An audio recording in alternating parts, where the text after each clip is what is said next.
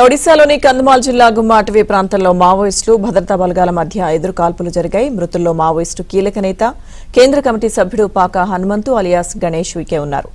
ఆయనపై 1,10,00,000 రివార్డు ఉంది. మరోవైపు ఘటనా స్థలిలో ఆయుధాలను భద్రతా బలగాలు స్వాధీనం చేసుకున్నాయి. ఎన్కౌంటర్కు సంబంధించిన పూర్తి సమాచారం మా ప్రతినిధి రవి అందిస్తారు. రవి, ఒడిశాలో భారీ ఎన్కౌంటర్ చోటు చేసుకుంది. కంధమాల్ గంజాం జిల్లాల సరిహద్దు అటవీ ప్రాంతం గుమ్మ అటవీ ప్రాంతంలో జరిగిన ఎన్కౌంటర్ లో మావోయిస్ట్ పార్టీ కేంద్ర కమిటీ సభ్యుడు కీలక నేత పాక హనుమంత్ అలియాస్ ఓకే గణేష్ తో పాటు 6 మావోయిస్టులు మృతి చెందినట్టుగా పోలీసు వర్గాలు అధికారికంగా ధృవీకరించాయి. దీనిపై హోంమంత్రి కూడా అధికారికంగా ట్వీట్ చేసిన పరిస్థితి ఉంది.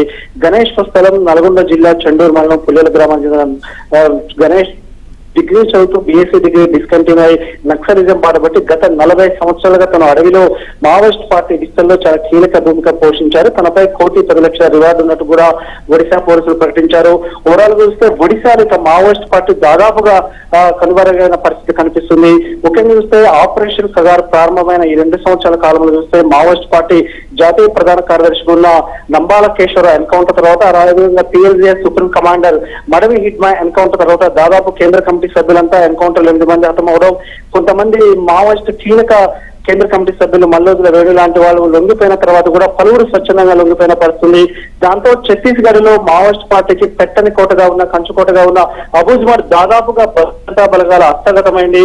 ఇక మిగిలిన కొన్ని ప్రాంతాల్లో జార్ఖండ్, ఒడిశా అదేవిధంగా కొంత ట్రై జంక్షన్స్ లో ఎక్కడైతే ఆయుధాలతో ఉన్న మావోయిస్టులు ఉంటారో వారి కోసం ఆపరేషన్ కగార్ చాలా దూకుడుగా కొనసాగుతుంది.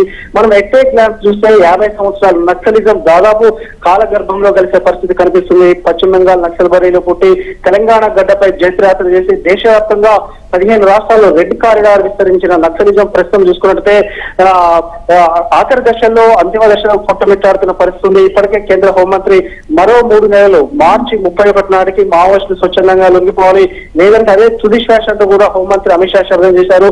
మరో 3 నెలల కంటే ముందే ఆపరేషన్ కగార్ దాదాపు విజయం దిశగా పోతుంది. ఓవరాల్ గా చూస్తే మిగిలి ఉన్న కేంద్ర కమిటీ సభ్యుల్లో తొలి ప్రధాన కార్యదర్శిగా ఉన్న ముప్పాల లక్ష్మణరావు అలియాస్ గణపతితో పాటు అదేవిధంగా తిరుపతి అలియాస్ దేవ, అదేవిధంగా పశ్చిమూరు విశ్వనాథ్ తెలుగు రాష్ట్రాలకు సంబంధించి ఒక 3-4 కేంద్ర కమిటీ సభ్యులు మాత్రమే ఇక లైవ్ లో ఉన్నారు. వారు కూడా తీవ్ర వయోభారం, అనారోగ్య సమస్యలతో కొట్టుమిట్టాడుతున్న పరిస్థితి.